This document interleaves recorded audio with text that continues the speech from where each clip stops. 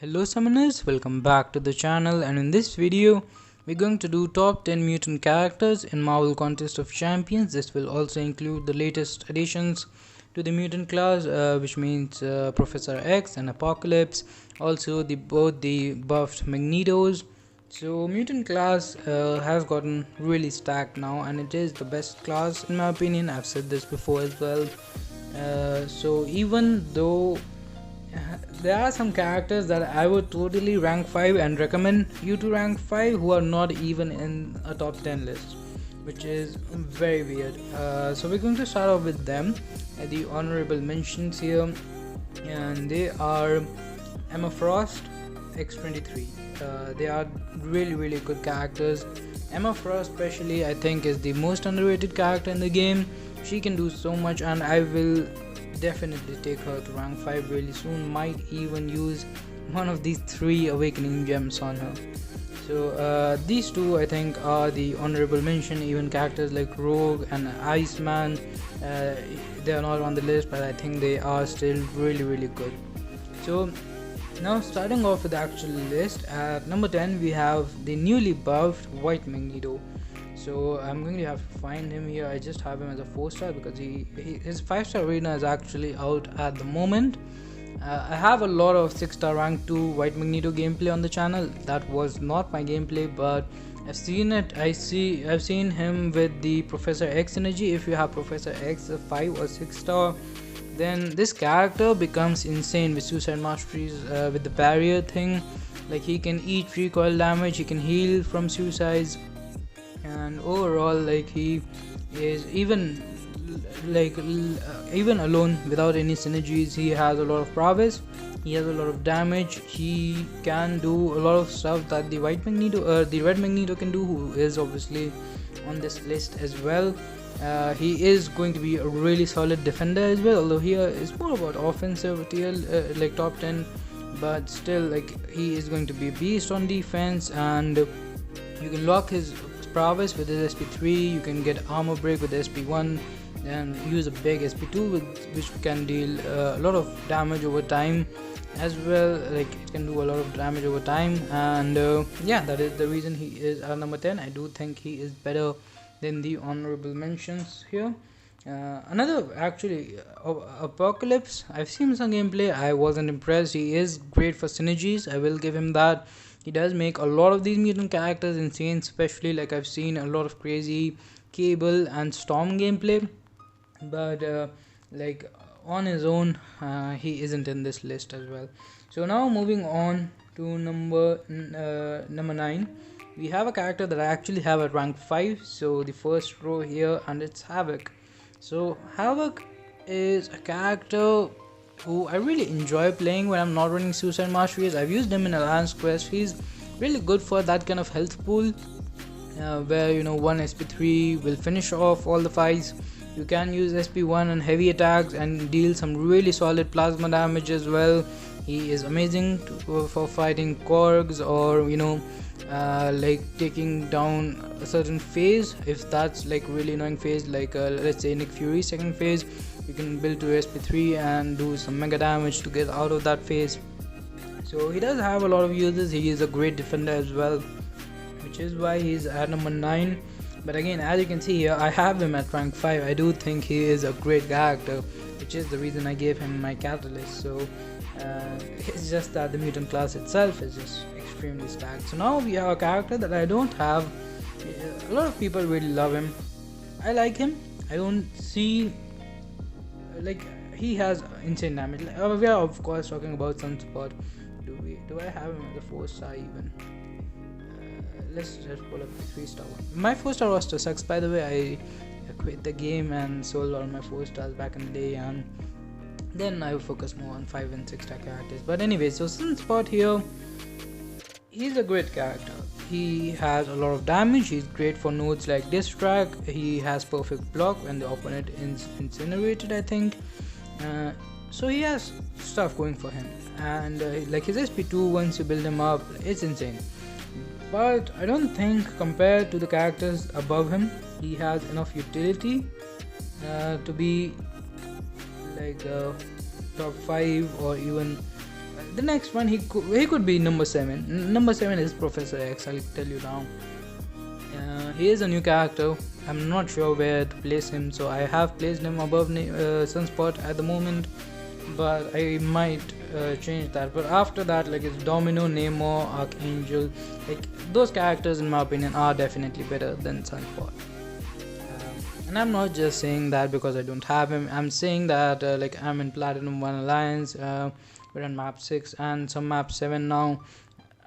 I don't, like, a lot of people have him ranked up, but I don't see him being used much, which is the reason I have him slightly like towards the bottom of the list, which like could upset some people, I guess. But then moving on, we have at number 7, of course, a character that I don't have at all. How do I find him? So Professor X. If you haven't seen his gameplay video, I do have some 6-star rank to Professor X gameplay on the channel. Of course, I don't have him. That is the reason we are looking at a 2-star here. But he has some really good damage.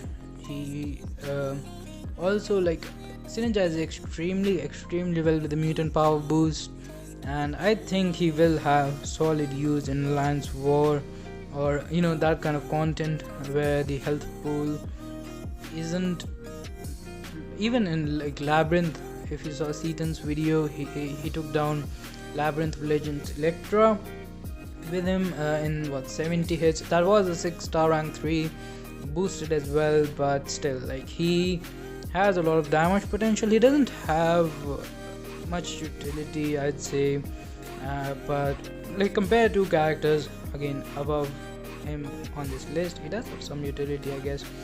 But again, it's a new character, so I don't want to talk much about him because I could be really wrong about him and he could be higher or lower in this list. But at the moment, I think he is pretty solid at number 7. Now to characters that I actually know about. Let's sort by hero rating. So at number 6 we have Domino, which again, I guess, I posted a comparison between Magneto and Colossus. Like, we were talking about who is the best mutant, and someone commented Domino, and I think he was serious. And Domino, don't get me wrong, she is an extremely powerful character, both offensively and defensively. As you can see, like, her signature level is also kind of high, but I think like there is a certain RNG aspect involved with her, which is the reason I personally don't use her that much in endgame content. With the Red Hulk synergy, she is insane, and I have a 6-star Awakened Red Hulk, so I do like her. I do use her from time to time in quests. I did use her for Vision 2, but overall, again, I think that she used to be in top 5 before the Magneto buff, but I think that it's time that she is no longer in the top 5, for me at least. Do let me know your thoughts in the comment section down below. Now we're going to talk about the top 5 here, and it's going to start with Neymar. Now this Neymar, like the 6-star 627 Neymar, should not be top 5 in my list. Probably like 8 or 9, somewhere around that. But if your Neymar is signature level 200, then he has abilities that no other character has in the game. Then he can be great for stuff, so much stuff, like even like with suicide masteries, he can be extremely good. He can be great for nodes like spiked armor, fighting cogs, so many nodes and combinations and scenarios. You would want to use a SIG 200 Neymar. Again, he is at number 5 because I think that like his use has been going down, in my opinion. When he came out, everyone was using him in Alliance War. I don't think he's great for content like Labyrinth, where there are damage caps. He does have a lot of burst damage potential, like build up your 2 Furies, then go for SP2. You are going through crazy damage and finish 98% of the fights in this game, irrespective of who you are fighting. But And on top of that, he has that utility, suicide's compatibility, regeneration a little bit. So that is the reason he's at number 5. And now we're going to move on to number 4, which is a character who didn't used to be as good as he is now, but because of changes and how alliance work, and you can now see defenders there, I think Archangel is insane, especially for alliance war. Like last season I used him for path 5, and one of the most difficult fights for a lot of players have been the Nick Fury on ebb and flow knockdown on the heavy hitter node. Like it's really common placement. I'm sure if you have been playing high tier alliance wars, you have faced Nick Fury there, and it is annoying. Even like I've seen rank 3 6 star Omega Red stick 200 with suicides die against him. I've seen people use Havoc, but like I successfully have used Archangel against him, and I think he is definitely the best option for that node. And like as long as you can bleed and poison the opponent, he is top 5 options for most fights in the game, which isn't a lot of fights. Like let's see the new characters who came out this month. Professor X I know is not immune. Not sure about Apocalypse. Oh, he does become immune to your debuffs, but like a good percentage of like that is something that I also think about Magneto.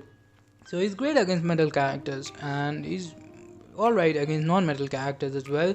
But when I'm picking 5 characters in a team, I can like not use him where he would not be that effective. Like if I have Archangel on a team, I'm not using him against bleed immune characters, and there is nothing in the game where you're going in blind. Even stuff where the camera is locked, you don't know the next fight, like Labyrinth Abyss, I think some path in Act 5.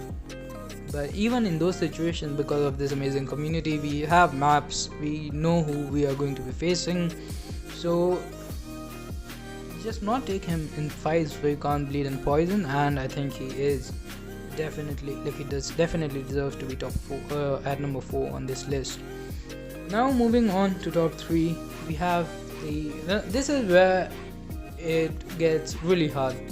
Like all 3 of these characters could be number 1. I've said it before. I'm talking about Magneto, Colossus, and Omega Red. One of these characters I'm missing, and I really want him because I run Suicide Masters all the time. But in my opinion, for now, I will place Magneto at number 3. The reason for that is because I think Colossus is better. I think he has more utility. I think he has comparable damage. Alright, like if you're fighting let's say a like a bleed immune character who is #metal, you go to SP3, the fight is over, you know it.